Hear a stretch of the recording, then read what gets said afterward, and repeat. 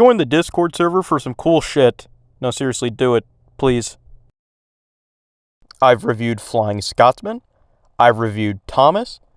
Gordon I don't have yet, so what better time to review James? Well, you already know who I am. It's JQ or whatever, but hey, I'm not going to keep you waiting. We got to jump into this review right away.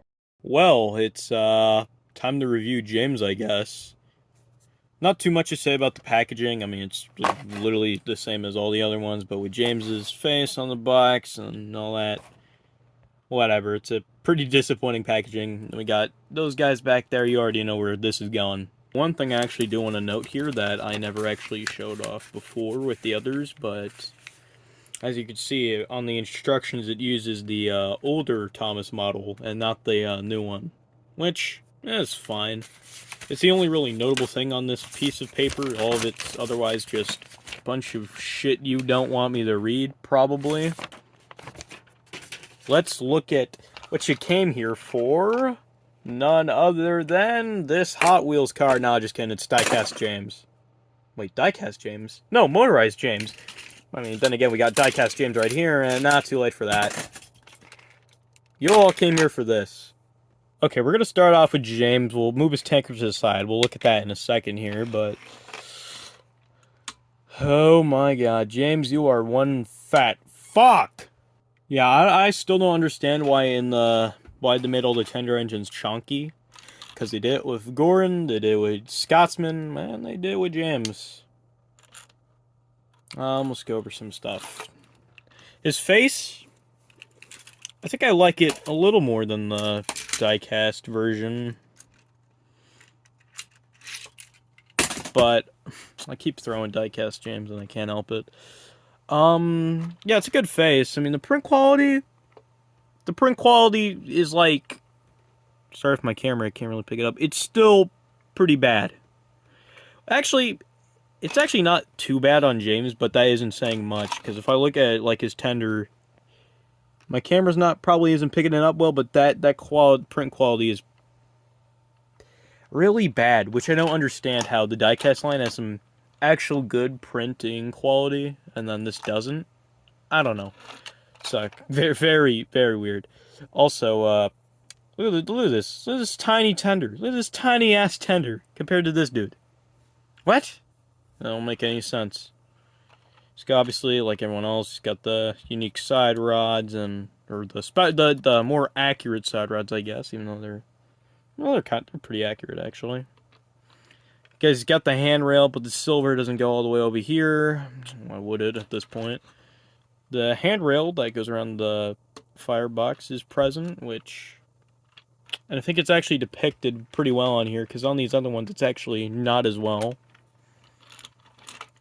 Because he's got the splash of white, but they stop once they get to the splashers, which is kind of a letdown here. Oh, the bit of his cab is openable. That's also pretty cool, I guess.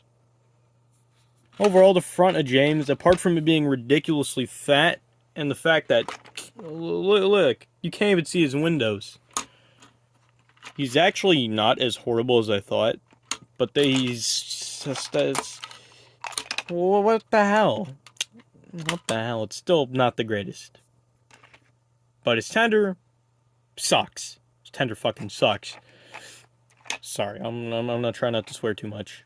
Just cause, yeah, like I said, the printing quality on the number 5 is... oh, fine, fuck you, kill yourselves. Nah, that'll be like my one swear. The one swear pass. Anyways, as you can see, James's coal load is removable, which I don't understand why. That's kind of... it's pointless, is what I'm trying to say. Like, what, are we making a coal hopper set or something for this? Because Gordon Center's like this, too. And, of course, because it's like this, they have to cut in these little holes in the tender, which...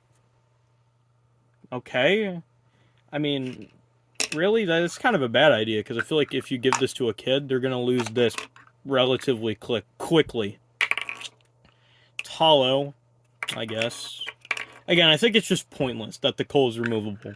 If that wasn't obvious, that's what I'm trying to say. It's pointless, because what the fuck? Like, I don't know, man. Like, the reason why the coal is removable on a model like this was so you could obviously get into the That's where the battery was, but no, the battery's in the engine, of course. But this is fucking stupid as hell. Get out of here, you fucking stupid Cole. Why am I still swearing? I said I was gonna stop. The tanker, there isn't really too much to say. It's just a plain white tanker. Nothing really special about it. I honestly wish it had, like, an actual theme, like if it was, like, a Tidmouth milk tanker, or, hey, how about a tar tanker? You know, a tar tanker would work pretty well with James, for obvious reasons. I mean, why not? But no, they gave us this generic white tanker, which apparently is reused from All Engines Go. I don't know if that's true or not, although considering its weird proportions compared to James, I wouldn't be surprised, and, well, that would be kind of disappointing. It's got the plastic axles and all that crap, whatever. Let's compare these models to some previous ones to see how far we've fallen. Alright, first, James, we're going to compare this guy to is the Tomy one. This is one of the painted face versions from 1999, I believe. Or from around that time period, I'm not sure. As you can see, James, you really let yourself go, man. I mean, look at this. This is where his firebox is on this one, and this firebox is way up here. This guy's firebox is so big, his cab windows are pretty much gone, which you can see them right here. What else? There's this weird little gold thing around his dome. I think that's an error or something, or at least a mistake they made with all these models before correcting it. I don't know. This James is a lot simpler. A lot of the details aren't there, like the boiler lining or the picked out handrails, but even though you can't really see it that well, the handrails don't really... Actually, they do kind of connect to the firebox, but they do it a bit differently. It more so wraps around it. This one, like, goes around it. Isn't that the same thing? I don't know. Hopefully you get my point. As you can see, you couldn't see his cab back then. Well, now you can, even though there's nothing interesting going on in there. Overall, I feel like this is a much more sleek design, I guess? I don't know. They're about this guy's slightly longer, actually. I don't know, I feel like they somehow... Something about him feels a little off. Maybe they made his... It's because he's fat. I already know it's just simply because he's just too fat. Big back James, that's what we got here. And of course the tenders. Boy, that is sad. Well, I guess I'll pull out this guy too. We have the 2010 Fisher-Price model. I don't have the 2012 one, but I have the 2010 one with probably the most hideous James face I've ever seen. But, oh well. He's here anyways. There isn't really too much to go over since he's pretty much the same as this guy, but with a lot more detail. That includes the handrails. As you can see right here, it's wrapped around it. This one kind of goes over that area. And of course, it's got the extra details like the lining, they fixed the dome thing, you know, but they're nothing to really go over. Let's compare it to the technical most recent form of James we have. This is a Trackmaster Revolution James, specifically the one from the Troublesome Trap set. As you can see, this is a pretty big upgrade here, although this James is already getting a little fat himself, but somehow it's still not as bad as this. This is... She's enormous, bro. It's ridiculous, but for some reason, the handrail stops here on this model. I don't know why they would do that. It's pretty stupid, but oh well. As you can see, once again, you can't see his cab. His cab, I think his firebox is also so big that you can't see his cab windows. Then again, this dude, I don't know where his cab windows went. Probably hell. And then, you know, there isn't really too much else to go over. Fix his dome. That dome was squashed pretty much. Then they fixed it a bit. His wheels are no longer black, too, I should mention. They're like this dark gray color, which is fine, I guess, but I don't know. I think they were fine as black, but whatever. Whatever. Oh yeah, that's right, the tanker. Let's compare the tanker for a second here. Because, well... Look at this. Look how short it is compared to this. Too tall, too short in length. Like, how do you do this? Oh, you've got to be kidding me. Never mind, I guess we're not done, because we obviously got to look at the, A.G. James I bought from the thrift store I don't know when, but it was a good while ago. He doesn't have his tender either. Who cares? Well, the first thing I can say I safely noticed is that where did his handrails go? They're just gone. Oh yeah, the other thing is that all the yellow bits are gold and the lining's a lot thicker. As you can see, this James inherited a lot from this fatty. If it wasn't obvious. His funnel is a lot smaller and all that. This firebox actually grew significantly. Otherwise, though, there isn't really much to go over. Who cares? This guy he exists. Alright, let's do a running session with this James, and then, well, I'll give my final thoughts on him and the tanker.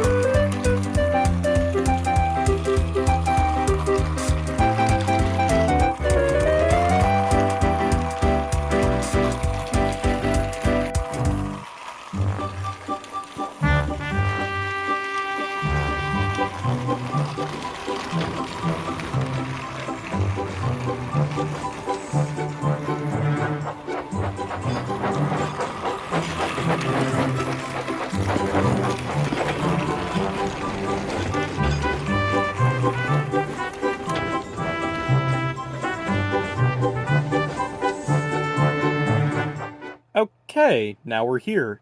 So, what's the final verdict on Classic James? 6.5 out of 10. He's actually not as horrible as I thought, but he's still not very good. I think Scotsman's slightly better.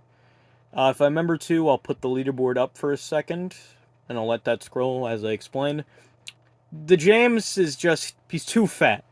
He's too fat. All the tender engines are too fat, but I have to acknowledge it with James, since I'm talking about him, he's too fat. And if it's not even that, his tender is way too small, bad printing, and a piece of coal that doesn't even need to be removable. This model is not very good. Do I recommend it? Well, first let's talk about the tanker. Yeah, I give this tanker like a 4 out of 10. Very disappointing, especially especially if it is reused. Then it's definitely a 4, but oh well. Actually, no. 4 out of 10 is too harsh. I'll give it like a 5 out of 10. But you make it a bland white tanker. You couldn't even put like a Timoth Milk label, or again, make it a tar tanker. Because that just makes sense for James after that one episode, you know. But whatever. This tanker is kind of bad. Do I recommend this James? No. No, not really. No, I don't really feel like it should be recommended. If you can, try and get a James like this, even though they are a little pricey. But trust me, this James does not disappoint. Even if you have to go for one ugly like that, go for it. All of it's pretty much better than this. Well, this is worse than this, but whatever. Anyways, that's going to conclude it for this video. I don't know when I'll be reviewing the motorized Gordon, and I don't think I'll be able to review Duck, but all I will say is this. When I review Gordon, I will show no remorse, because, spoiler alert, I don't like him. At all, really. So, see you in the next one, everybody.